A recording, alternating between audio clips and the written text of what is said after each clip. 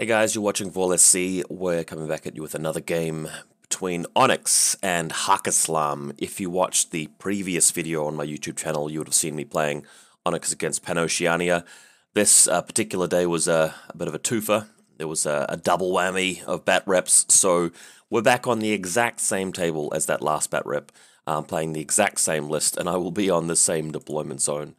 But up against Haqqislam, and the mission will now be Annihilation. Annihilation is a mission where the idea is to obviously just kill as many troops as you can on the opposing side, while keeping your troops alive. That is a very important distinction.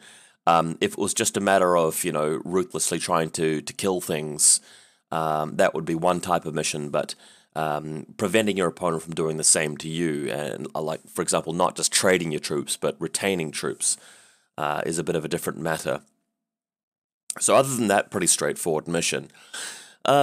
We've got a deployment zone across this side. Obviously, Onyx will be back over here, so O for Onyx there, and the other deployment zone just across through here, and we've got vanilla Haqqislam on this side. So we'll go through it. Hang on.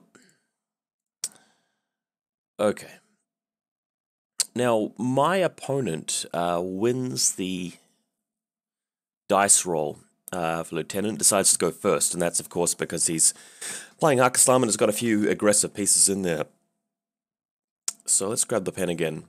This is an indication of more onto his left-hand side of the deployment zone, because the deployment zone sort of looks like it's along here. We've got Ghazi Motiwa, a Ghulam with sniper rifle. There's a Nafatun here, there's another Ghazi Motiwa here, another Ghazi Motiwa here. That is the Ghulam Doctor, positioned so to help out with the Jambazan HMG. A little bit of a war core down this side here. And of course, Tariq Mansouri, fresh off the bench. So he recently was removed from ITS9, stupidly. Obviously, you've got a video on my YouTube channel where I rant about it. Dumbest thing that they could have possibly done, just take him out randomly and then putting him back and making him stronger. He's gets a free order if he's the data tracker. So just when I thought Kovaspelli couldn't be any more stupid. Anyway, we won't go down that path. Towards the middle of the photo deployment zone again here, there's Mr. Mansouri. We've got another Nafatun back here. There's Lasik with Viral Sniper and the other Ghazi Motiwa to the right-hand side here. He'll also be deploying a Tuareg sniper up on this side. In fact, I might just get another pen. Okay, that's a Hunzakut in the middle of the table, and then he's got his reserve model, which is an Asawira Spitfire, likely to be one of those Hollow Echo guys, though, the Hafsa. Here's my hidden deployment model. It's a Noctifer with missile launcher, as you guys remember, right next to my hacker, Nexus hacker there. Okay, a bit of a random photo, not really showing anything in particular. Here's my deployment zone. Alright, let's just get a different color pen. Let's grab the purple, the pink. Imatron landing successful on the right-hand flank. Q-drone with HMG here, just obviously covering this long fire lane here, with the helper bot just in case he goes down. Then you've got the beautiful Umbra Samaritan with Spitfire. The aforementioned hacker. We know that there is a Noctifer missile launcher in this particular spot and hidden deployment. And of course our Ikadron to the left. Looking through the left-hand side of the deployment zone, another Ikadron far left, helping with the repeater. Our drone also there. There's a Dr. Worm right over here, plus Unidron, who belongs to the Link team. So there are Unidrons all around here. This, of course, is Kernau, and there's a Unidron with Plasma Sniper. So this is the center of the Link team. Obviously, he's got a bit of a radius around here, zone of control, just to keep them all coherent. There he is, the man, Kernau. Now. Opponent's reserve model is actually not the Aswira, it's the impersonation model represented by this Haqqislam HVT. So that is an impersonator prone, moving around the side of the building. So his plan is to come around here towards the position of my Umbra Samaritan and Q-drone. Note that there is a Noctifer with missile launcher here, so to slow him down, if he comes in line of sight, I want to arrow with this Noctifer with the assault pistol to try and slow this guy down, or possibly even kill him. If he comes out beyond a certain distance from this spot here, I will gain line of sight. When you plant the silhouette model just behind this wall here, it has trouble seeing directly down to a silhouette model which is actually prone. But once you come a certain movement away from the building, it is possible to achieve line of sight, if you guys can picture that. We'll investigate that soon. Okay, my reserve model is actually my lieutenant. Knowing that he's probably got some sort of impersonator, I'm just deploying my very vulnerable Nexus lieutenant as far away as possible from his impersonating trooper. Okay, so his data tracker is in fact the Nefertun right at the back here. Part of the mission is to keep your data tracker alive, and my data tracker is of course my lieutenant model, since he's in safety. Gazimuti was now moving impetuously towards combined lines, and the Q drone ripping into them with his HMG, making short work of one of them. On the other hand, on the other side, the other right-hand flank, Ghazi is just moving forward without any trouble. Nothing to really contest them there. At this point, he's having an attempt at throwing a speculative smoke grenade onto the building, and the plan is to move with the Jambazan and fire at the Unidron. Now, initially, I didn't really say anything about this because my assumption may have been here that he was doing this because he was worried about running into a combination of, Unidron plus Noctifer. If there's just a Unidron there, well, there's no point throwing a smoke grenade because he's got 6 Sense level 2 from the Link team. He's going to ignore the smoke penalty when the Jambazan shoots at him. I did make a comment after he failed a couple of spec fires here and said, well, is it just the Unidron you're worried about? And then he realized, oh, hang on a sec. Yeah, I was just going to shoot the Unidron, and I know the smoke wouldn't have made any difference now that you mention it. So I let him take back one of his command tokens or one of his orders to do that. He'd already wasted 2 orders trying to pull this off, but eventually he just gives up on this spec smoke idea because his dice rolls were too poor. All right. So we now have our impersonator moving just through here and trying to throw a smoke grenade to this point. Not specifically this point, but he does want to actually cover off this point here. Because this box is the same height as the Silhouette 2. And you've got the Umbra Samaritan sitting around here, and he will actually have line of sight through this angle, unless the smoke grenade is carefully placed. What he needs to do is actually have the smoke grenade placed in such a way that the base of the impersonator will be able to attack the Q drone while staying inside the cloud. So that's the maneuver which he's trying to pull here. So moves out, throws it, and it lands, and this reveals the impersonator to be El Javel, the character Fide, the character impersonator with the viral close combat weapon and pretty serious martial arts ability. So I think this was the final placement of the smoke grenade after all that had been done. As you can see here, there's no line of sight past the smoke grenade with the Samaritan because it's touching this box.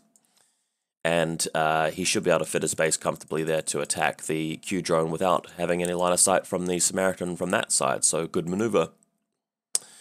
Now, of course, because there's a little box here, he has to move on an oblique angle away from the building, and that's where we respond with the Noctifer. And the Noctifer whips out his assault pistol. He will hit on a 15, and Al-Jabal, really his best move is to throw another smoke grenade here, right? So it's a bit of a coin flip here. There's a possibility both of us will miss. There's a possibility, we'll roll the same dice roll, but, there's also a fairly good chance that one of us will actually, win this. And either the smoke grenade will go down and the Noctifer just can't do anything, or the assault pistol will connect and kill him. I can't really understate how important this particular phase of the game actually is.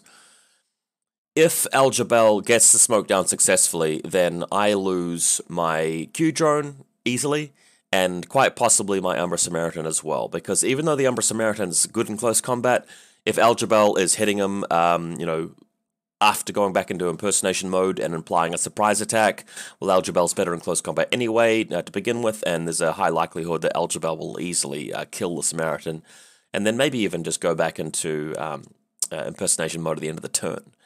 So if that happens, then I'm losing. I'll be at a big disadvantage. However, if the Noctifer just plinks him off for free with an ARO with an assault pistol and he just dies, which he could very easily, do here, That means that I go throughout the rest of the game with a Noctifer and a Q-Drone and an Umbra Samaritan. Yes, he can stand up with a Jambazan and shoot the Noctifer, that's fine. But I'd rather he do that than lose the Samaritan and the Q-Drone, both of which can do a lot of damage to the Haq lines. Alright, as it happens though, Haqqislam gets a bit lucky here, and Al-Jabal does successfully throw some smoke grenades down after, you know, there were a few face-to-face rolls there, not resulting in anything decisive, but finally Al-Jabal gets the smoke off and the Noctifer is thwarted. So this will allow him to come into close combat with the Q-Drone. The Q-Drone does have electric pulse, but he's got martial arts level 4, so we'll get a couple rolls here to exceed that, that 7, and wrecks the Q-Drone quite convincingly. Then, with orders to spare, moves back into the smoke. He's trying to make sure that when he comes into the Samaritan's, melee range, he's not being hit by any sort of combi rifles from the back of my lines. I'll just demonstrate what I mean by that. If he comes too far in this direction, there may be a few sort of shots coming past him from the other people in my deployment zone. Whereas if he comes just very carefully across this wall and just vaults this spot here, he's going to be able to achieve close combat here.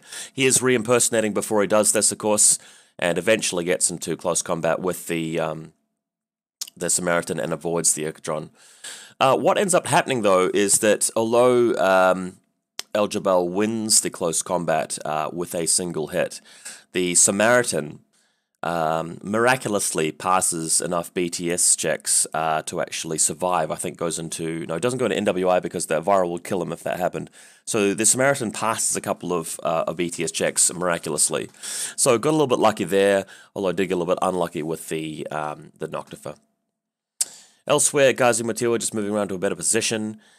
Now, because my Noctifer survived, or should I say, didn't get shot by a Jambazan, he now moves over to this side of the building. And the plan is to shoot into close combat. The idea is that if the assault pistol hits, you know, Al-Jabal can only sustain 1 wound, whereas the Samaritan can sustain 2 wounds, effectively. Well, 1 wound before he dies. And he's got a little bit of armor. So if, you know, if I shoot my own Samaritan, well, he was going to die in close combat anyway, most likely. But if I can kill Al-Jabal, that frees up the Samaritan. Samaritan can actually eat his corpse and regain wounds from it, and then go on a bit of a rampage. So whipping out the assault pistol, I feel like this is a reasonably balanced play. It's a bit risky, but, you know, risk versus reward, it's the right thing to do. So Noctifer fires with assault pistol, sprays a whole number of shots into close combat. I think 2 of the shots go into Al-Jabal, 2 of the shots go into the Noctifer, and none of them actually miss. And the result is that both of them are killed. So that's unfortunate. Really would have liked to save my Samaritan, but it was not the case. And then Noctifer in Group 2, moving further down here to just cover this angle where the Q-Drone was also covering. Now, seeing that I've lost my Q-Drone and Umbra Samaritan, the only people that can really do a lot of fighting are the Unidrons. So we're setting out with the entire Link team, and we're starting to move across the table. Unfortunately, there's a Tuareg sniper which responds by shooting out of hidden deployment at the Unidron Plasma Sniper, and I can't respond because Kurnau is the Link leader here, and he's moving out behind this building, so this particular drone doesn't get a response, really, apart from maybe a dodge. So he does get hit and goes dogged, unfortunately, so he will die at the end of the turn. However, this now allows me to put down assisted fire onto the Unidron and fire back at the Tuareg, actually managing to render him unconscious as a result. So that is the shoot back. Now I've got the arduous process of moving the Unidrons unmolested across the table, having dealt with that threat. So annoyingly, the sniper has to move all the way down here because he's on the 2nd level, and the rest of them just can roll out. But the point of using my entire turn to do this is that I should be able to get line of sight to Tariq, and he's worth a lot of points, and that might help me swing the game back. Killing Al-Jabal and Tariq is a pretty big swing in terms of the point size. So just moving up the right-hand flank slowly but surely. Kurnau is the front man with the plasma gun. There is a Ghazi Matiwi here, so firing the plasma gun first into the Ghazi, want to get rid of him, and it does so. Alright, so now we have Tariq pictured here. Kurnau, with his plasma gun, just getting the long-range shot. He's better at shooting than Tariq because he's in a 5-man Link team. and it's obviously his active turn. So with a couple of rounds of plasma into Tariq, Tariq is destroyed after all of that moving around. So a lot of repositioning, and by the end of it, we're just pulling everybody back behind this truck. Kernau going prone. There is one Unitron over here set up to our row. This guy's the link leader in the middle of it. So he's lost some pretty heavy attacking pieces. The Ghazi Mutiwas have been cleared out a little bit from this flank. I think a couple of them are down already. His Jambazan won't be able to get line of sight. So if I could just last through this next turn, I should be able to use my my following turn to move through, destroy his data tracker, and try and remove, the meat, of the Haqqislam deployment zone. So there we are there. That's the Unitron sort of out in the open. These three are back behind cover. He's got a few troops around here, namely the Jambazan, Nafatun, I think there's a Motiwa, there's a Doctor, but nothing with a lot of firepower. I'm a little bit worried about this camo marker, though. Okay, so Ghazi Motiwa going impetuous, throwing smoke right in front of the Unitron link team. Elsewhere, there's another Ghazi Motiwa coming around the left-hand flank, which actually could be a lot of trouble now, and especially since my guys are sort of clumped up. So he's moving through. When he moves into the repeater, I'm allowed to actually hack, not the Ghazi Motiwa, but his comms equipment. So the Nexus hacker using the repeater of the R drone to shut down the jammer, and the R drone actually passing a reset against the jammer as well, so surviving that. Now, here is the thing. This camera marker is actually a Hunzerkut with a light grenade launcher, and I couldn't have known for sure that he was a light grenade launcher, but this particular model, I mean, I knew it was a Hunzerkut because it was generating a irregular order, but it's usually just going to be the guy with the forward observer deployable repeater, or the light grenade launcher one, right? So I probably had enough information to really be worried about it. So what he's going to be attempting to do now is firing his spec grenade over here and trying to actually hit all three guys with the grenade launcher. And that's something I wasn't really too worried about. I mean, I've got 6 sense level 2, and it's quite hard to hit with spec fire when your ballistic skill's not that great. But it could do a whole lot of damage. And what he does is he starts firing, and unbelievably, his very first shot connects straight away. All three guys miss their dodge checks, and all of them fail their armor saves as well. So, catastrophic turn of events there with the light grenade launcher just blowing up my entire link team. So Kernau down, 2 Unitrons down. They'll die at the end of the turn, but they'll still die. And that's a whole big chunk of points, and more importantly, it's the only thing really left in my army that actually has any firepower. So my hopes of going into his deployment zone and winning are now down the drain. So that's basically game over right there. To make matters worse, Ghazi Motiwa, first of all, just coming up right up to the edge, so we can't actually see the Ikadron just yet, and then moving around disastrously. And this is just as bad as the grenade launcher. He's hitting all of these guys with his chain rifle. So that's pretty sad. Having to dodge left and right. I've got a lieutenant who is also a data tracker right there. So after the Ghazi has a couple of goes at this, I mean, he's got dogged, which is another thing which makes him horrible. I mean, I'm arrowing with a flamethrower from the Ikadron, but he fails one, then tanks one, so he gets another go at it, and my deployment zone just left completely shattered. Hiding with his Ghazi Motiwa again, and that's pretty much it. We're just going to take a look around here. Turiq Sniper being revived by a, that's this little helper bot moving up there to revive him, so Turiq is going to get revived soon by the Doctor. In my final, in my next turn, I move up with the Unitron to try and get line of sight to his Doctor, because he didn't actually, he left the Pelbot right next to the downed Turiq, so I moved up with my Unitron and I shot my carbine at this Doctor. Unfortunately, though, missed my shots and just got killed by the, the Hunzerkut places a mine, of course, and the Lasik Sniper in the distance shoots at me, and so on and so forth. So, couldn't really achieve anything there. I tried to get some extra points. Lasik Sniper taking me down. Elsewhere, I've basically just got a Noctifer, which I believe he can pick off with his Jambazan HMG. His Nafatun, sorry, his, what do you call this guy? Asawira is actually just a Hafsa, of course. throwing a smoke grenade down just to use with the Jambazan, so the Jambazan just moving around is able to shoot through this spot here, through to my Noctifier and destroy him. And look, that's basically the game. I mean, once we saw the grenade launcher and the chain rifle come around the side, that was basically it. So, a fun game. I enjoyed it, even though I got smashed completely. Would this have been much of a different game had the Noctifer managed to shoot Algebel in that coin flip? Well, yeah, I think it would have been, because in my responding turn, I would have been able to move out with the Samaritan, and the Samaritan would have been going around there, super jumping on top of buildings. He super jumps up, kills the Golem Doctor, maybe the Jambazan, maybe just shreds a few guys and Matiwas, and then goes in and actually gains a few extra life points out of them. So that would have been fun to attempt that. If I moved over there and destroyed his Jambazan first up, or Tariq, that would have left him with very few things to attack the Unidron Link team with. And although the Link team was dealt with by the Tuareg to some extent, if I'm not having to move out with it, then he's not really going to activate the Tuareg and just shoot at the Unidron Sniper, because he'd probably not really have very good odds there. Actually, he might do 2 shots on 11s versus 2 shots back. If I had assisted fire, I'd be on 11s as well. So yeah, it would be an interesting shootout, but maybe a bit risky. Anyway, enjoy this game. We can analyze it a bit more, but really it's just about the dice and the position, and I think we've talked about all that already. So thanks for checking this out, guys. I will be doing a faction review, hopefully next week, so look out for that one as well. It will be one of the vanilla factions, so stay tuned.